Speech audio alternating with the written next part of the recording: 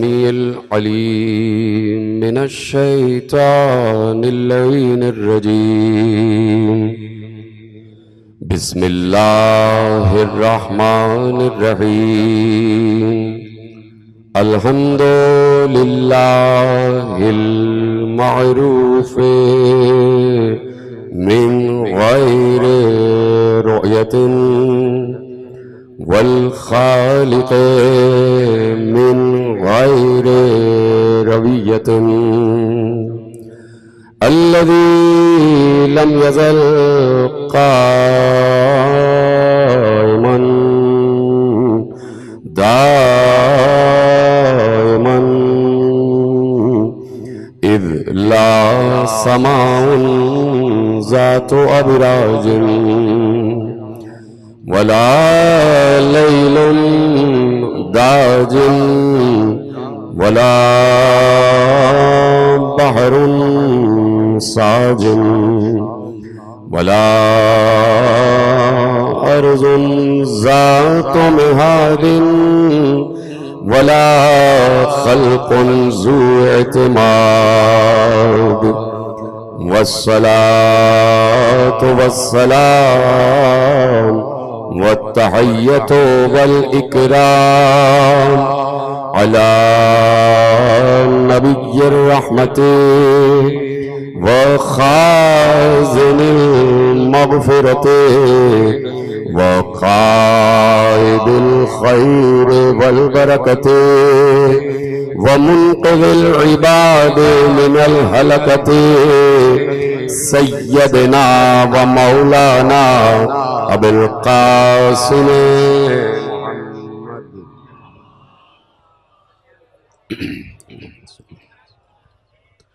وأهل بيته الطيبين الطاهرين المعصومين المظلومين المنتخبين المنتجبين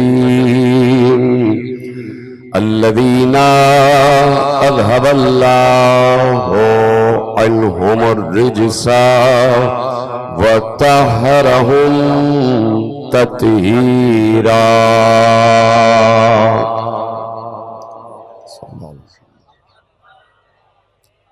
أما بعد فقد قال رسول الله صلى الله عليه وآله وسلم زينوا مجالسكم بذكر علي بن أبي طالب لأن ذكره ذكري وذكري ذكر الله وذكر الله عبادا. صلوات پر محمد وآل محمد.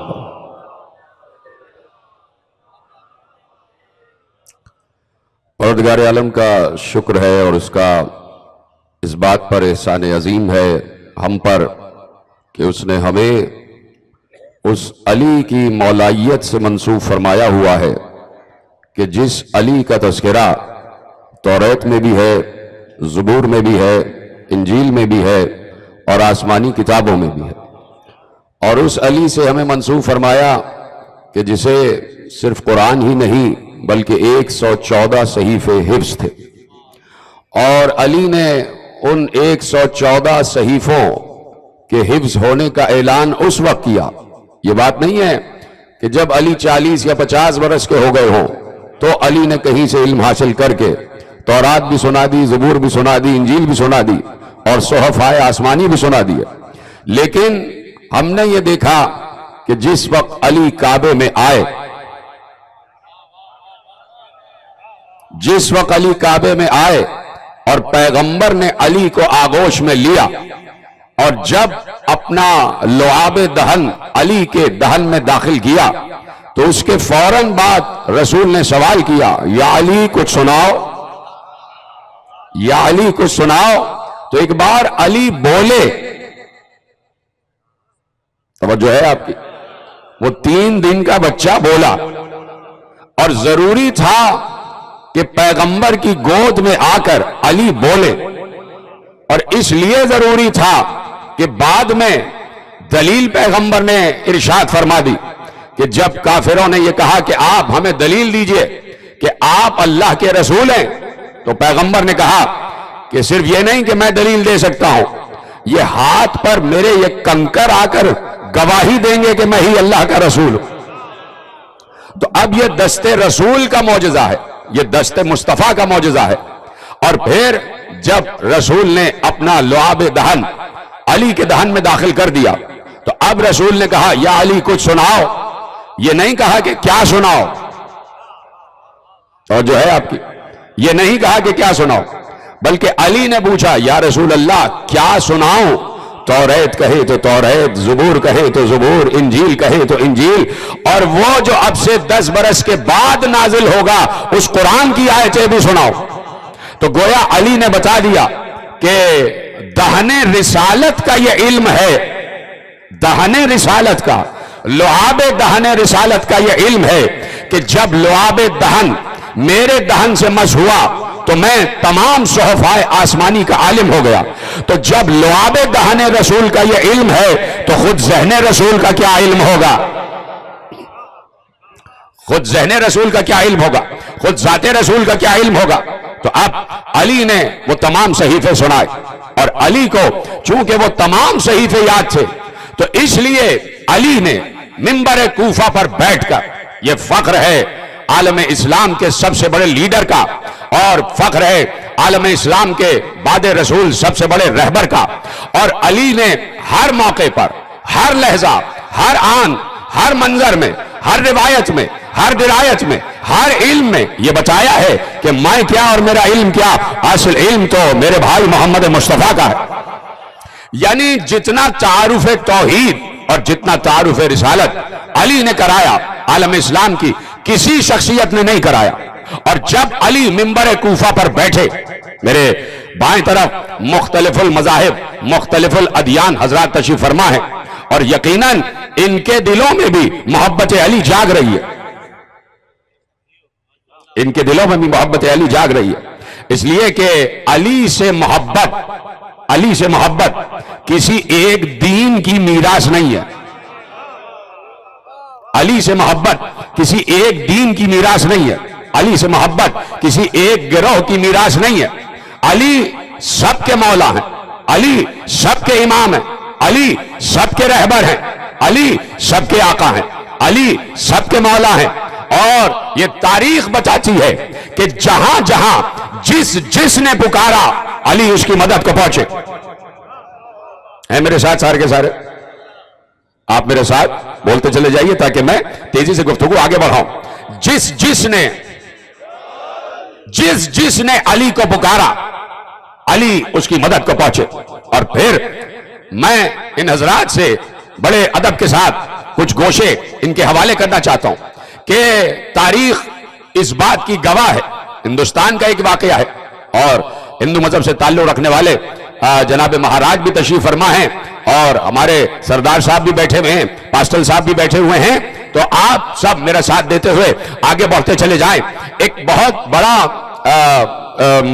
جس کو کہیے آپ کہ بت پرست کہہ لیجئے یا غیر اسلام، اور ایک بہت بڑا اخبار نکلتا تھا ہندوستان سے، اس اخبار کے ایڈیٹر، اور میں جیسے ہی نام لوں گا بہت سے حضرات وہاں تک پہنچ جائیں گے، کہ اس کا نام ہے ڈی ایف کراکا. اور اس نے اپنی پورا ایک مضمون لکھا السٹریٹڈ انڈیا میں، اس نے مضمون لکھا، اس کا ایک انٹرویو چھپا، اور انٹرویو لینے والا ایک سکھ رپورٹر تھا، ایک سکھ ایڈیٹر تھا. اس نے ڈی ایف کراکا کا انٹرویو لیا اور اس نے کہا کہ آپ کو میں نے بیمار دیکھا اور آپ اپنی بیماری سے تنگ آ گئے تھے، یہ آپ یکدم شفایاب کیسے ہو گئے؟ یہ آپ یکدم شفایاب کیسے ہو گئے؟ کہا کہ میں نے کتابوں میں یہ پڑھا تھا کہ اسی خطۂ ارض پر ایک شخصیت ہے جس کا نام ہے علی، کہ اسے جہاں بھی جس وقت بھی جو بھی پکارے اس کی مدد کو آتا ہے. میں نے وہیں سے بیٹھے بیٹھے اپنے دل میں یہ عہد کیا کہ اگر مجھے شفا ہو گئی تو میں نجف جاؤں گا اور اپنے سر کو دہلیز علی پر ٹیک دوں گا، دہلیز علی پر جھکا دوں گا. اور میں نہ معلوم کیسے یہ سارے انتظامات ہوئے کہ میں نجف تک پہنچا، اور نجف پہنچا تو اتنا ازدحام تھا کہ 13 رجب تھی کہ جب میں رجب پہنچا، اور دوسری بار میں نجف پہنچا تو 27 رجب تھی کہ جب یوم معراج تھا، کا اتنا ازدحام تھا، لاکھوں کا مجمع تھا۔ اب علی کو پہچانو، علی کتنا رحم دل ہے، علی کتنا مشفق ہے، علی کے اندر ممتا بھری ہوئی ہے۔ آپ ایسے سنیں گے تو پھر آگے بات بڑھنا مشکل ہو جائے گی، میں کوئی سا کہانی بیان نہیں کر رہا، میں اسی دور میں گزرے ہوئے حقائق آپ کے حوالے کر رہا ہوں۔ علی کے اندر ایسی ممتا بھری ہوئی ہے کہ جیسے ایک ماں اپنے بچوں سے محبت کرتی ہے، اور علی سمیٹ لیتے ہیں اپنے آغوش میں سب کو۔ کہتے ہیں اتنا ازدحام تھا، ڈی ایف کراکا نے کہا اتنا ازدحام تھا، اتنا مجمع تھا کہ میری گاڑی رکی، بہت دور رکی، اور وہاں کے حکومتی اہلکار میرے ساتھ تھے، اس لیے کہ بہت بڑا نام تھا اپنے عہد میں ڈی ایف کراکا کا، بہت بڑا رپورٹر تھا، بہت بڑا جرنلسٹ تھا، بہت بڑا صحافی تھا۔ تو وہاں کی جو امور مملکت کے لوگ تھے، جو وزارت داخلہ کے لوگ تھے، جو وزارت اطلاعات کے لوگ تھے، وہ ان کے ساتھ ہوئے، اور ساتھ میں کچھ سپاہی بھی دیے گئے۔ جیسے ہی نجف میں داخلہ ہونے لگا تو گاڑی باہر روک لی گئی، اس لیے کہ اندر بہت مجمع تھا، بہت مجمع، نجف میں داخل ہونا مشکل ہو رہا تھا۔ تو کہا کہ گاڑی روک لی گئی اس لیے کہ آگے جانے کا رستہ نہیں تھا۔ تو میں نے کہا کہ اب جانا مشکل ہے، کیسے جاؤں، کیسے حاضری دوں؟ تو میں نے کہا کہ چلو آہستہ آہستہ جہاں سے سب لوگ جا رہے ہیں وہیں سے جاؤں۔ کہ دونوں طرف بہت بڑا مجمع تھا، بیچ میں ایک چھوٹا سا راستہ تھا جسے سب لوگ جا رہے تھے، اسی راستے سے میں بھی گزرا۔ دونوں طرف بہت سارے لوگ بیٹھے ہوئے تھے، کوئی منقبت پڑھ رہا ہے، کوئی دعا پڑھ رہا ہے، کوئی علی کے فضائل پڑھ رہا ہے، کوئی بیٹھے بیٹھے علی کی زیارت پڑھ رہا ہے، کوئی بیٹھے بیٹھے علی کی ثنا کر رہا ہے، اور ایسے میں بہت سے لوگ تھے جو اس راستے سے جا رہے تھے۔ میں نے کہا میں بھی آہستہ آہستہ چلا، اور میرے ساتھ حکومت کے بھی کچھ لوگ تھے۔ جیسے ہی میں روضے کے دروازے پر پہنچا تو میں نے وہاں تھک ہار کر یہ کہا کہ بس یہیں سے سلام کر لیتا ہوں، میرا آگے جانا مشکل ہے، میں اب زری تک نہیں پہنچ سکتا۔ کہ نہ معلوم کیا ہوا کہ پیچھے سے مجھے دھکا لگا۔ علی سننے بیٹھے ہیں یا ایسے ہی بیٹھیں گے؟ پیچھے سے مجھے دھکا لگا، اور نہ معلوم کیسے میں زری کے دروازے تک پہنچا، اور جب پہنچا تو میں نے اپنے ہاتھ دہلیز پہ رکھے، میں اٹھا، میں نے کہا چلو یہیں سے دور سے زری کی زیارت کر لیتا ہوں، اب ایک دروازے ہی کا فاصلہ ہے اور چند قدم پہ زری ہے، لیکن میں نے کہا کہ میرا وہاں پہنچنا ناممکن ہے، چلو یہیں سے سلام کرتا ہوں۔ کہا نہ معلوم کیا ہوا، مجھے لگا کہ سارا مجمع چھٹ گیا اور بیچ میں سے راستہ بنتا گیا۔ میں آگے بڑھا، علی کی زری کو چوما اور سر زری پر رکھ کر کہا یا علی ہر پل تیرا شکریہ۔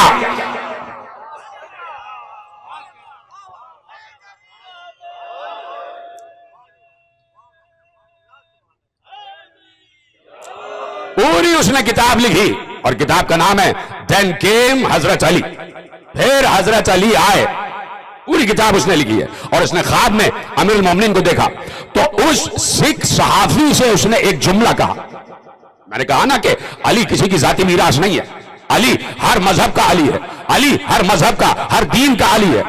اس سکھ صحافی سے ڈی ایف کراکا نے کہا کہ تمہیں پتا ہے، تمہیں معلوم ہے کہ میں نے علی کو کیسے دیکھا؟ کہ اتنے فاصلے پہ علی کو دیکھا جیسے تم میرے سامنے بیٹھے ہوئے ہو۔ کہ بس یہ 3 فٹ کا فاصلہ تھا، میں نے علی کو دیکھا، میں نے علی کو محسوس کیا، میں نے علی کے سر کے بال سے لے کے پاؤں کے ناخن تک مشاہدہ کیا، میں نے علی کے دست کرم کو چوما۔ علی یہ نہیں پوچھتے کہ کلمہ پڑھا ہے یا نہیں، علی کا صرف ایک سوال ہے، یاد رکھنا، کائنات آدم و عالم سے علی کا صرف ایک سوال ہے، اور وہ سوال یہ ہے کہ انسان ہو۔ کتنی آسانی سے سنا آپ نے یہ جملہ، یہ پیچھے والے حضرات بھی سننے آئے ہیں، سارے میرے ساتھ بولتے جائیں۔ علی کا کائنات آدم و عالم سے صرف ایک سوال ہے کہ انسان ہو، انسانیت ہے تمہارے اندر؟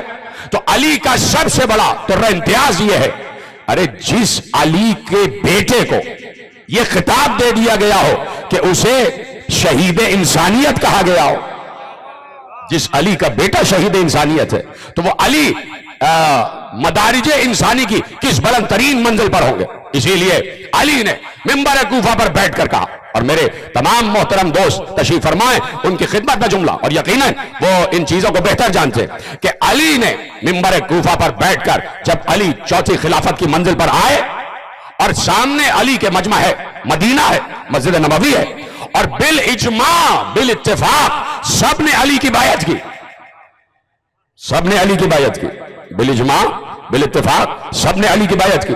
یعنی اس وقت علی جب آئے ہیں چوتھی منزل خلافت پر تو کسی سقیفہ سے نہیں آئے، کسی شورا سے نہیں آئے، کسی نامینیشن سے نہیں آئے. علی پر پوری امت کا اجماع تھا، علی پر پوری امت کا اتفاق تھا، اور مدینہ اور مدینے کے آؤٹسکرٹس میں ہر مذہب سے تعلق رکھنے والا انسان رہ رہا تھا.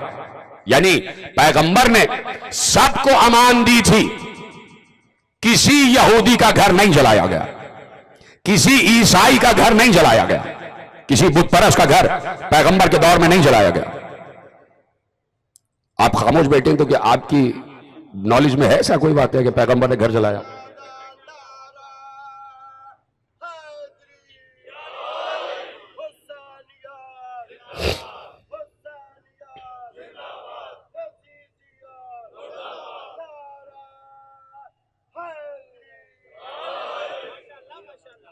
مجلس سننے آئے نا آپ حضرات، بس میرے 10 یا 15 منٹ رہ گئے، اس کے بعد جلوس برآمد ہوگا. تو چونکہ محترم مختلف الادیان حضرات بیٹھے تو میں یہی چاہتا ہوں کہ مصطفیٰ اور مرتضیٰ کا وہ نظریہ کیا تھا کہ جو مختلف ادیان لوگوں کے لیے تھا، یا نہیں یہ نہیں پڑھوں؟ یہ پیچھے والے حضرات کہاں بیٹھے، کس وقت دور تک مجمع بیٹھا ہوا ہے؟ ہاں اب آپ نے ہاتھ اٹھائے. یہ گفتگو لائیو جا رہی ہوتی ہے تو کچھ لوگ برا بھی مان جاتے ہیں، لیکن میں کیا کروں کہ جب تک مجمع ساتھ نہیں ہوگا تو بات آگے کیسے بڑھ سکتی ہے. خدا آپ کو سلامت رکھے کہ آپ کا بڑا مرتبہ ہے، آپ کا بڑا رتبہ ہے کہ آپ ہر مجلس میں پہنچے ہوتے، جلوس لے کر آپ جاتے ہیں، اور آپ امام عصر کی نگاہوں میں، آپ علی کی نگاہوں میں. تو کیا ہی اچھا ہے کہ گوش شنوا میری طرف متوجہ رہے. اور بس 2-4 جملے عرض کرتا ہوں. تو پیغمبر نے کبھی کسی عیسائی کا گھر نہیں جلایا. یہ لبیک یا رسول اللہ کہنے والے، یہ جنہوں نے گوجرے میں عیسائیوں کا گھر جلایا، یہ کس سنت کے تحت جلایا؟ یہ کہیں پر اگر مندر گرایا گیا تو کس سنت کے تحت گرایا گیا؟ کہیں پر اگر گرودوارہ کی بے ادبی ہوئی ہے تو کس سنت کے تحت ہوئی ہے؟ دیکھیے اس وقت تک ہر مذہب اور دین سے تعلق رکھنے والے انسان کو پیغمبر نے امان دی تھی، کہا تم سب کو امان ہے. اس وقت تک امان ہے کہ جب تک تم مملکت اسلامیہ کے خلاف کوئی سازش نہ کرو. کا صرف یہ ہے کہ اسلامی حکومت کے خلاف کوئی سازش نہ کرو. باقی جتنے حقوق ہیں جیسے مسلمانوں کو ملنا ہے ویسے ہی تمہیں ملیں گے. یہ ہے مینیفیسٹو ایک مملکت اسلامیہ. آئیڈیل مملکت اسلامیہ تھی پیغمبر کے دور میں. تو پیغمبر چاہتے تھے یہی آئیڈیلزم برقرار رہے، یہی آئیڈیلزم برقرار رہے. تو جو حقوق، کل میں نے عرض کیا کہ ایک آرچ بشپ نے جارج جوداک سے کہا کہ جو حقوق ہمیں علی کے دور حکومت میں میسر تھے وہ کسی دور حکومت میں میسر نہیں آئے. علی نے ہر مذہب، ہر دین سے تعلق رکھنے والے انسان کا خیال کیا، اور جب بیٹھے منصب خلافت پر بیٹھے، اور تمام ادیان سے تعلق رکھنے والے لوگ بھی آئے ہوئے تھے. کل میں پوری تفصیل عرض کر چکا کہ سب آئے تھے علی کے پاس، اور علی سے پوچھا تھا کہ آپ کے دور حکومت میں ہمارے حقوق کیا ہوں گے، اور سب کو علی نے جواب دیا. جو کل تھے وہ سمجھ گئے. تو ایک بار علی نے منبر پر بیٹھ کر کہا کہ سنو، اگر میرے لیے مسند قضا سجا دی جائے تو میں اہل توریت کا فیصلہ توریت سے، اہل انجیل کا فیصلہ انجیل سے، اور اوسطا کا فیصلہ اوسطا سے کروں گا، زبور والوں کا فیصلہ زبور والوں سے کروں گا، اور قرآن کا فیصلہ قرآن سے کروں گا، اہل قرآن کا فیصلہ قرآن سے کروں گا. تو ایک عظیم مملکت علی چھوڑ کر گئے، اور اس کی بنیادیں علی نے ڈالی. اور پھر جہاں جہاں علی نے گورنرز مقرر کیے، جہاں جہاں علی نے حکام مقرر کیے، تو سب کو تعلیم دی کہ سنو، تم اگر بادشاہ بن کے جا رہے ہو، تم اگر حاکم بن کے جا رہے ہو، تو تمہارے ذمے پوری رعایا کی ذمہ داری ہے، پوری رعایا کی ذمہ داری تمہارے ذمے ہے۔ علی واپس آ رہے تھے، ایک جنگ سے واپس آ رہے تھے، اور آتے ہوئے علی کسی مقام پر رکے، اور رکے تو علی رک کر گھوڑے سے اترے، اور اترنے کے بعد ابن عباس آگے بڑھے، اور ابن عباس نے آگے بڑھ کے علی کے لباس کو دیکھا۔ میرے محترم دوست سنیں اور میرے محترم سامعین سنیں، اور جہاں تک یہ بات پہنچ رہی ہے، جسٹس علی مقبول رضوی صاحب بھی تشریف فرمائے، یقیناً مجھ سے بہتر ذہن اور مجھ سے بہتر فکر رکھنے والے لوگ موجود ہیں، کہ دیکھیے یہ علی ہے جو سربراہ مملکت ہے، آج بھی آواز پہنچ جائے، اس لیے یوم علی مناتے ہیں، تاکہ تمہیں بتائیں کہ ایک آئیڈیل حاکم کیسا ہوتا ہے، ایک آئیڈیل حاکم کیسا ہونا چاہیے۔ تو ایک بار علی کو ابن عباس نے دیکھا، اور دیکھا کہ پھٹے ہوئے کپڑے، پیوند لگے ہوئے کپڑے، جس میں پیوند کسی درزی نے نہیں لگائے، خود علی نے پیوند لگائے۔ کیا سن رہے ہیں آپ؟ میری طرف دیکھتے جائیں، ادھر ادھر نہ دیکھیں، جس میں پیوند خود علی نے لگائے۔ کہا کہ مولا آپ تو اب سربراہ مملکت ہو گئے، تو لباس تبدیل کر لیجئے، کوئی نیا لباس لے لیجئے۔ علی نے کہا سنو، سربراہ مملکت کے لیے یہ واجب ہے کہ جو اس کی مملکت میں کم ترین فرد کا لباس ہے وہی لباس سربراہ کا ہونا چاہیے۔ جیتے رہے، سلامت رہے۔ جو اس کی رعایا میں غریب ترین فرد کا لباس ہے، بادشاہ کا لباس بھی وہی ہونا چاہیے، اور جو اس کی رعایا میں مفلس ترین شخص کا کھانا ہے ویسی ہی غذا سربراہ مملکت کی ہونی چاہیے۔ ہے کوئی سربراہ مملکت ایسا؟ مجھے بتاؤ، دکھاؤ، ہے کوئی امیر مملکت ایسا؟ علی نے پریکٹیکلی کر کے دکھایا، علی نے عملی طور پر کر کے دکھایا کہ میں کر سکتا ہوں، ایسا کیا ہے، اور میرے بھائی رسول اللہ نے بھی ایسا کیا ہے۔ رسول اللہ بھی عظیم ترین ریاست چھوڑ کر گئے تھے، اور اسی ریاست کا والی علی کو بنا کر گئے، اسی ریاست کا والی علی کو بنا کر گئے۔ آپ چپ ہو گئے، ایک جملہ آپ کے حوالے کرتا ہوں، مقتدر علماء اہل تسنن نے لکھا، اور سب سے بڑھ کر حاکم نیشابوری مستدرک علی الصحیحین، یعنی مستدرک علی الصحیحین میں حاکم نیشابوری نے وہ روایتیں جمع کی ہیں جو بخاری اور مسلم کی شرائط پر پوری اتر رہی ہیں، لیکن بخاری اور مسلم نے انہیں لکھا نہیں، جا کے گھر پہ پڑھ لیجئے گا۔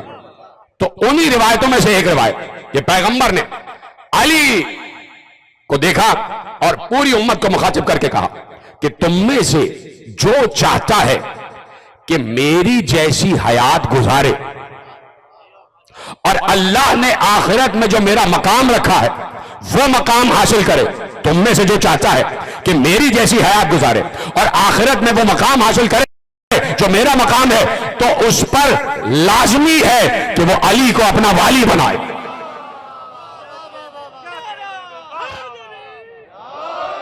اس پر لازمی ہے کہ وہ علی کو اپنا والی بنا۔ میرا گلا ذرا شکستہ ہے لیکن آپ میرا ساتھ دیتے جائیں۔ اس پر لازم ہے کہ وہ علی کو اپنا والی بنا۔ تو اب والی مملکت چھوڑ کر گئے۔ یہ کیا کہا تھا کہ من کنت مولا ہو فہذا علی مولا، میں جس کا مولا ہوں اس کا علی مولا، اس کا علی مولا۔ تو اب پیغمبر نے علی کو وارث بنا دیا، والی مملکت بنا دیا۔ کہا سنا، جو رعایا کا کم ترین فرد لباس پہنتا ہے وہی ضروری ہے کہ حاکم مملکت بھی پہنے۔ ہے کسی میں جرات؟ جاؤ ایوان صدر کا دروازہ جا کے کھٹکھٹاؤ، مان جاؤں گا اگر دروازے تک ہاتھ پہنچنے کی بھی اجازت مل جائے۔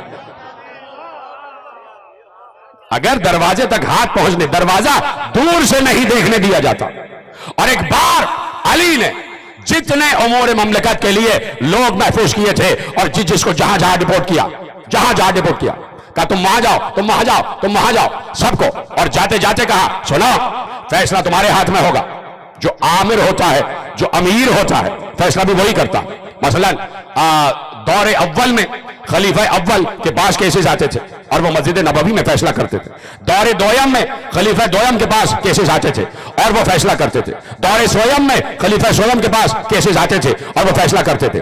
علی کے دور میں علی کے پاس کیسز آئے، علی فیصلہ کرتے تھے۔ لیکن یہ بات طے شدہ ہے کہ اول، دویم، سویم ہر دور میں فیصلے ہوئے علی سے پوچھ کر۔ سب نے علی سے پوچھا، سب نے علی سے پوچھا کہ یا علی اس معاملے میں شریعت کیا کہتی ہے، اس معاملے میں سنت نبی کیا کہتی ہے، اس معاملے میں قرآن کیا کہتا ہے؟ اور پھر جب علی نے بتا دیا تو یہ سچائی تھی خلیفہ دویم کی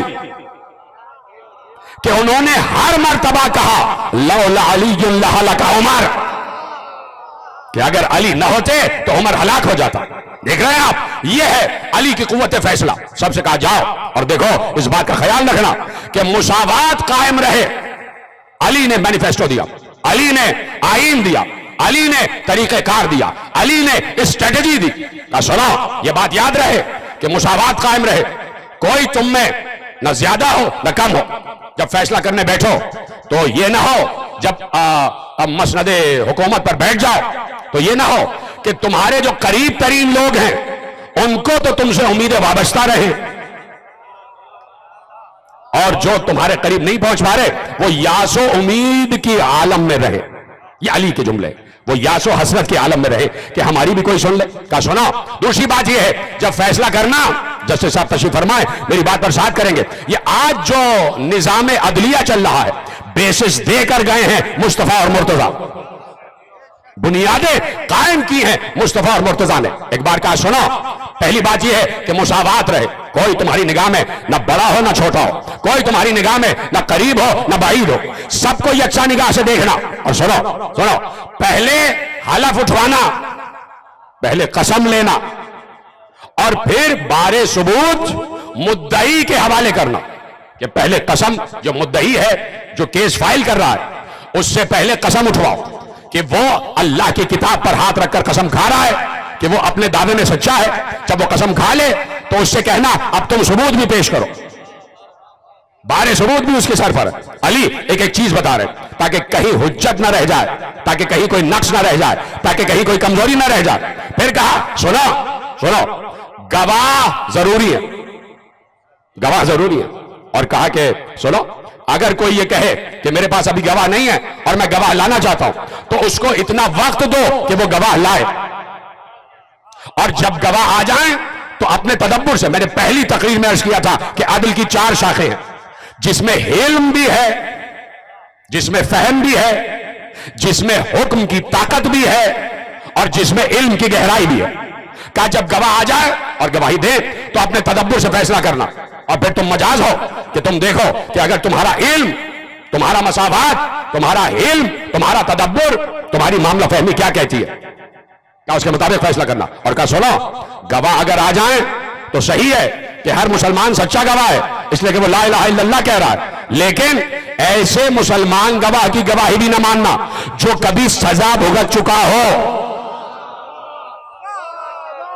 ایسے کسی مسلمان کی گواہی نہ ماننا جو سزا یافتہ ہو، یا دوسرا معیار کیا رکھا؟ پہلا معیار یہ رکھا ایسے مسلمان گواہی کی بھی گواہی نہ ماننا جو سزا یافتہ ہو، دوسرا ایسے مسلمان کی گواہی بھی نہ ماننا جس نے کبھی جھوٹی گواہی دی ہو۔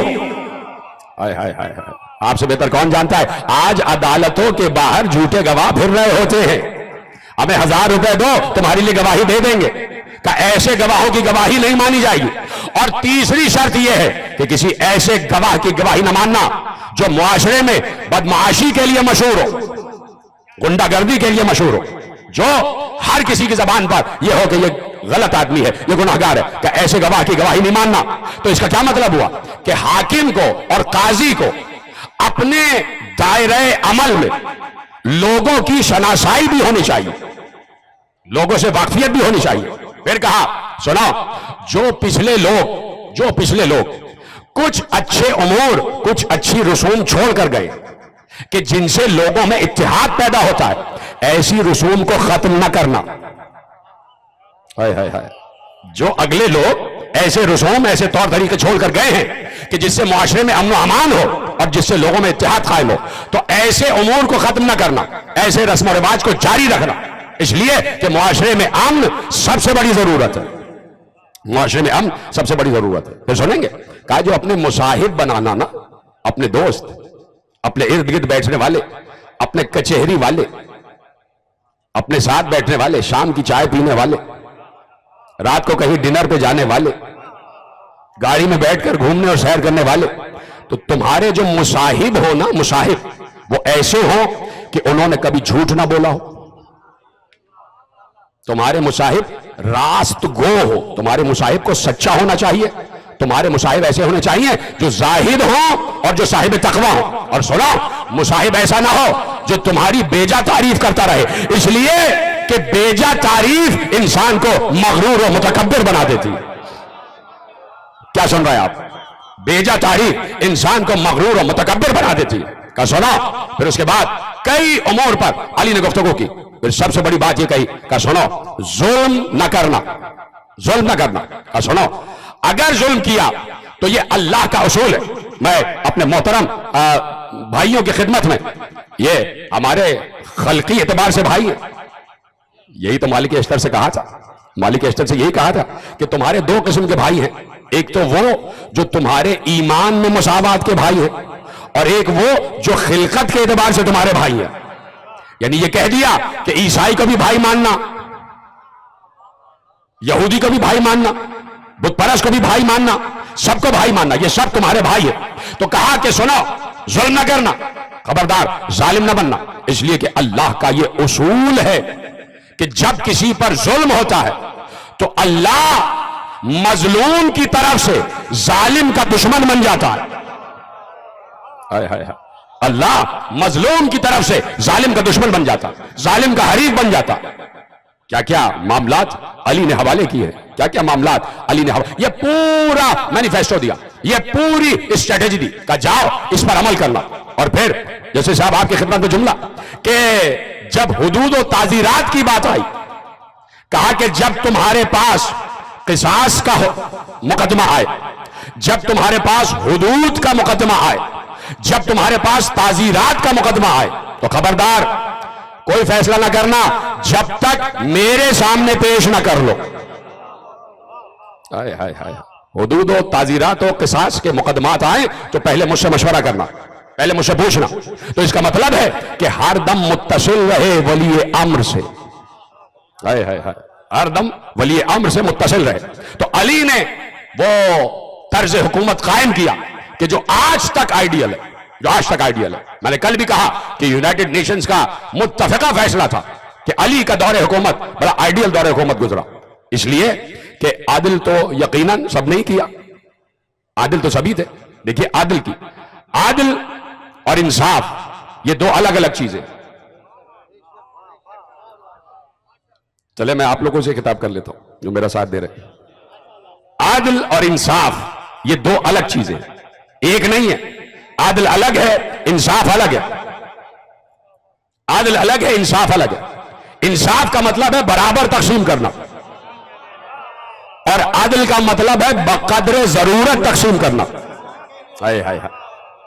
عادل اور انصاف الگ ہے. مثلا میں مثال دوں آپ کو کہ کوئی شخص بیمار ہے اور اسے ڈاکٹر نے پرہیز بتایا، اور ایسے میں کوئی دوسرا مہمان آ جائے تو جو گھر والے ہیں انہوں نے کھچڑی پکائی اس بیمار کے لیے، اور جو صحت یاب لوگ آئے ان کے لیے قورمہ پکا دیا.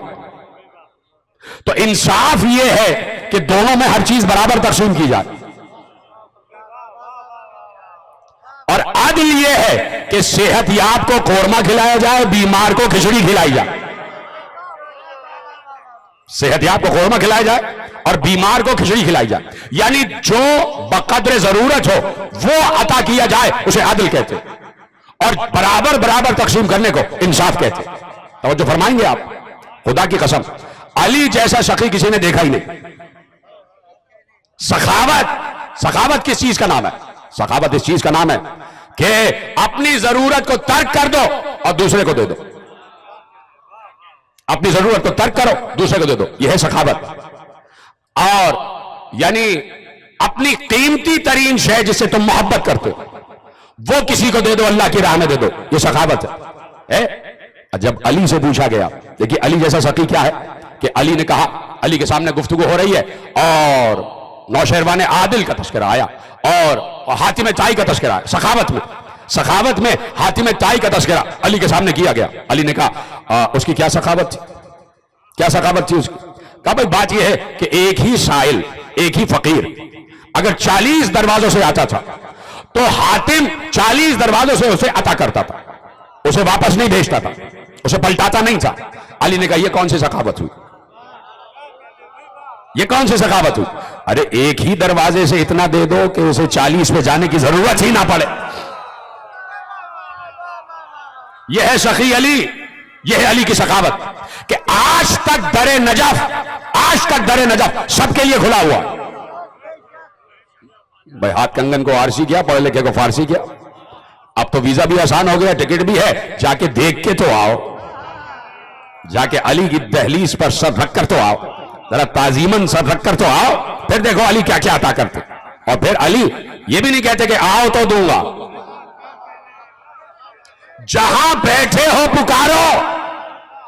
علی کا وعدہ ہے کہ علی دیتے, علی کا وعدہ.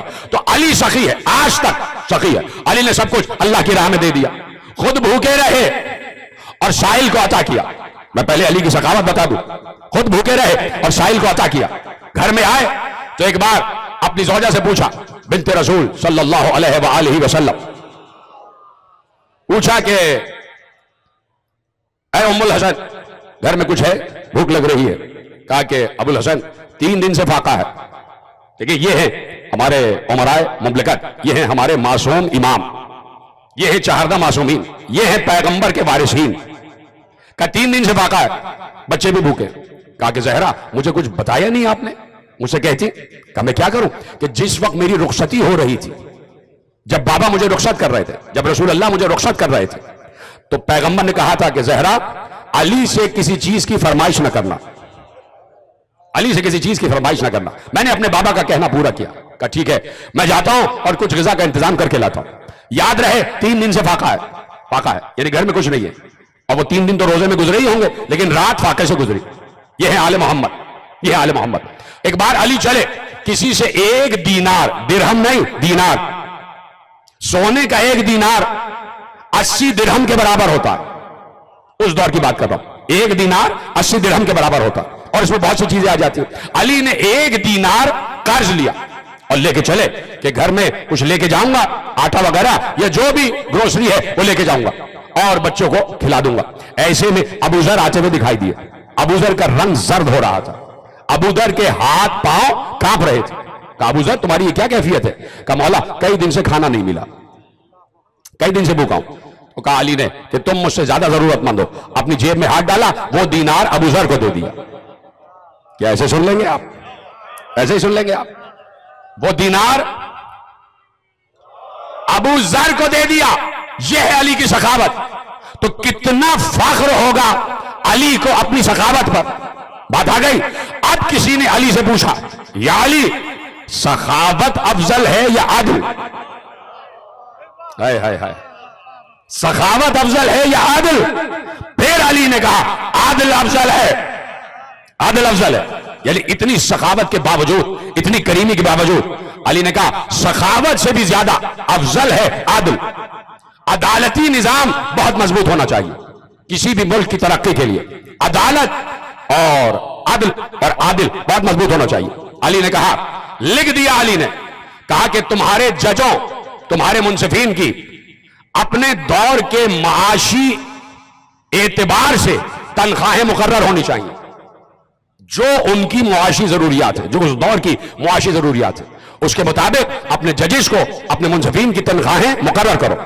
یہ نہ ہو کہ ان کے گھر میں کوئی کمی ہو جائے اور پھر وہ دوسرے راستے اختیار کریں. پھر وہ دوسرے راستے اختیار کریں.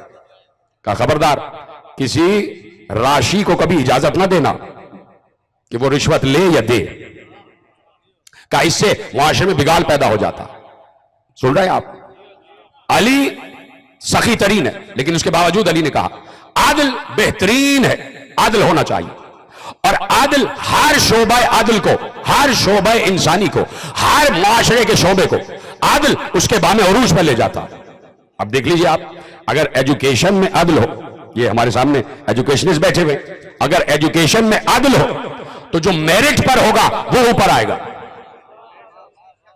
بھائی یہ غیر میرٹ نظام جو ہے یہ عادل کا قتل ہی تو ہے. اچھا آپ میں سے بہت سے لوگ شاید فائدہ اٹھائے ہوئے ہیں اس سے,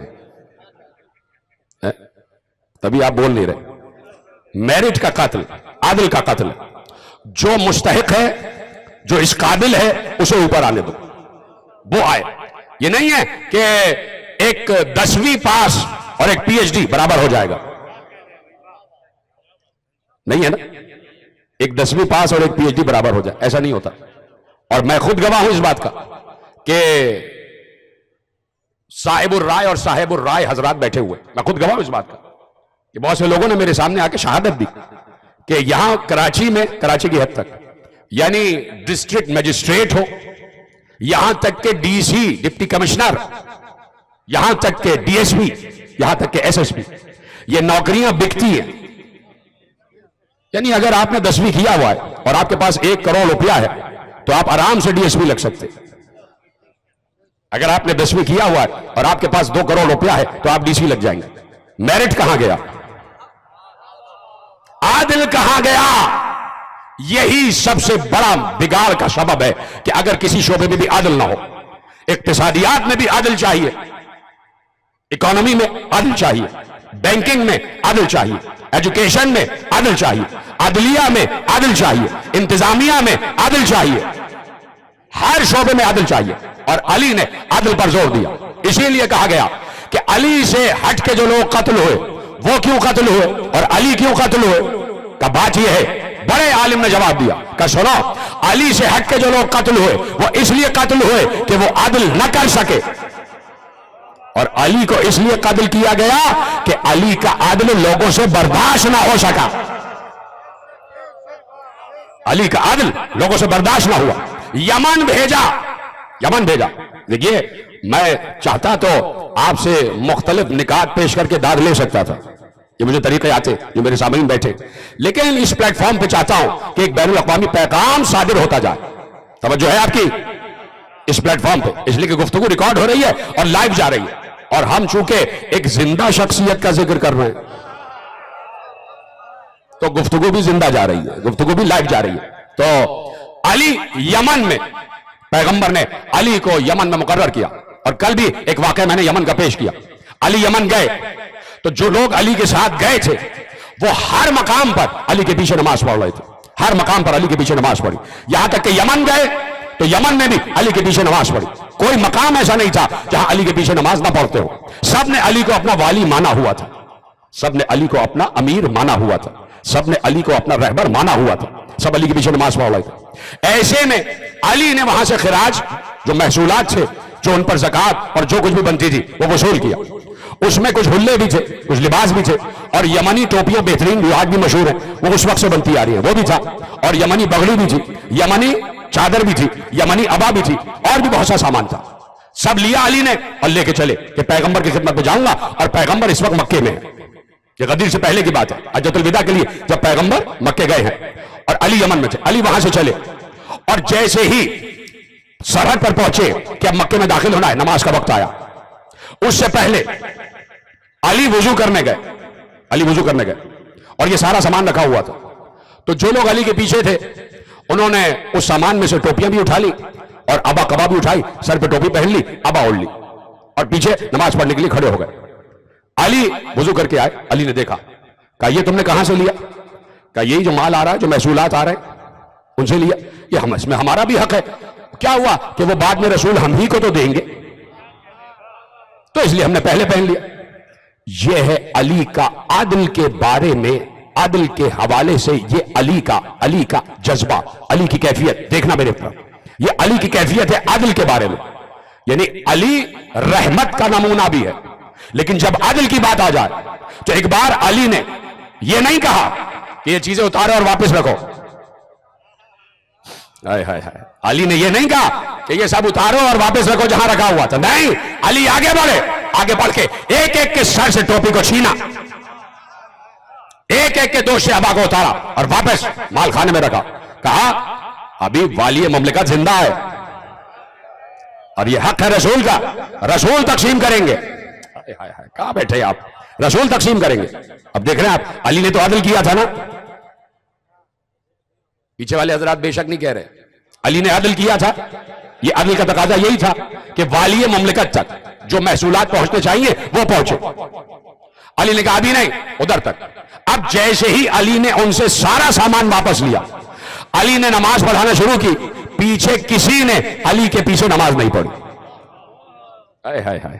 دیکھ رہے ہیں آپ کہ عادل سے بعض اوقات نقصان بھی ہوتا ہے، لیکن جو عادل ہوتا ہے، جو سخی ہوتا ہے، جو کریکٹر والا ہوتا ہے، وہ کبھی نقصان کی پرواہ نہیں کرتا، وہ کبھی نقصان کی پرواہ نہیں کرتا. تو علی نے ہمیشہ عادل کو پرووک کیا، علی نے ہمیشہ عادل کو ہائی لائٹ کیا. بس ختم ہو رہی ہے بات. کیسے کیسے فیصلے علی نے فیصل کیے، کیسے کیسے فیصلے علی نے فیصلے کیے کہ ذہن انسانی دنگ رہ جائے. بس وقت میرے پاس کامل ہو رہا، اور پھر کبھی انشاءاللہ موقع ہوگا تو عرض کریں گے کہ ذہن انسانی دنگ رہ جائے کہ جو علی نے فیصلے کیے. اور اسی لیے کہنے والے نے کہا، میں نے موقوف کر دی گفتگو، مجھے اور بھی کچھ گوشے پیش کرنا تھے، لیکن چونکہ ابھی جلوس برآمد ہونا ہے اور آپ کو امام بارگاہ علی رضا علیہ السلام تک پہنچنا ہے، اور راستے ہی میں آپ کے لیے افطار کا انتظام بھی ہوگا، تو اس لیے میں گفتگو کو کامل کرتا ہوں. اور میں نے کیا کہا کہ علی کو اس لیے قتل کیا گیا کہ علی کا عدل لوگوں سے برداشت نہ ہوا. اس لیے علی نے اپنے سر پر ضربت کھانا قبول کر لیا، لیکن علی نے یہ قبول نہیں کیا کہ میں راہ عدل سے ہٹ جاؤں. نہیں، میں راہ عدل سے نہیں ہٹوں گا.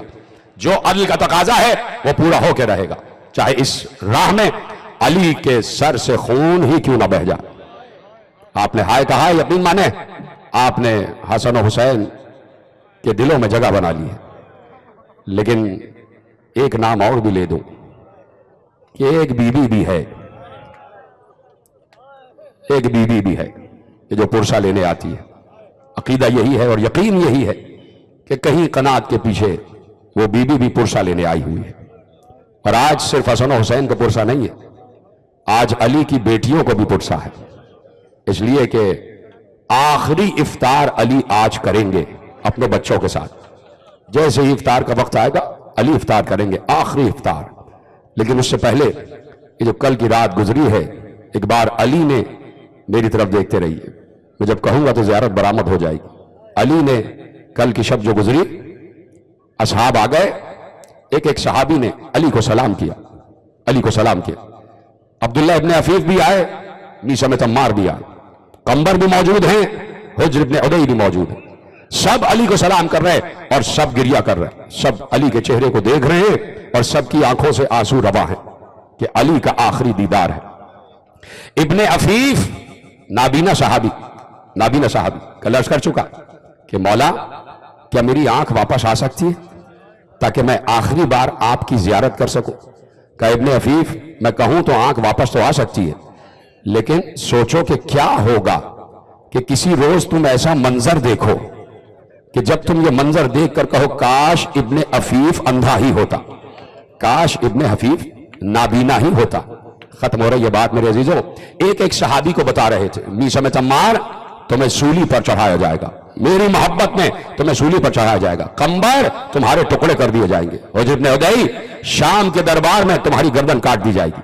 ایک ایک صحابی کو بتا رہے، اور ہر صحابی کہہ رہا مولا آپ پر سے جان قربان، آپ پر سے ہزاروں جانیں قربان، ہمارے خون کا ایک ایک قطرہ آپ کے پسینے پر قربان. علی سب کو وصیتیں کر رہے تھے، سب کو حالات بیان کر رہے تھے. بس آخری جملے ہیں تقریر کے. ایک بار سارے اصحاب کو باہر بھیجا اور بھیجنے کے بعد گھر والوں کو بلایا. سارے گھر والے آ گئے اور حسن مشتبہ کو اپنے قریب بلایا. حسن کا ہاتھ اپنے ہاتھ میں لیا، سارے بیٹوں کو بلایا، سب بیٹے آ گئے، سب کا ہاتھ حسن مشتبہ کے ہاتھ میں دیا اور سب سے کہا کہ میں جا رہا ہوں، خدا حافظ. اب آج سے اس گھر کا والی حسن ہے، اب آج سے تمہارا باپ حسن ہے، اب آج سے تمہارا ولی حسن ہے. جیسے ہی یہ جملے کہہ رہے تھے کسی بی بی کے رونے کی آواز آئی. علی نے مڑ کر دیکھا تو ام البنین دیوار سے پش لگائے رو رہی ہے. ایک بار علی نے کہا ام البنین کیوں رو رہی ہو؟ کہا والی سب کا ہاتھ حسن کے ہاتھ میں دیا، کیا میرا عباس اس قابل نہ تھا؟ علی نے عباس کو بلایا، حسین کا ہاتھ عباس کے ہاتھ میں دے کر کہا عباس وعدہ کرو جب تک زندہ رہنا حسین پر کوئی آنچ نہ آئے، ارے بازو کٹ جائے حسین کی حفاظت کرنا.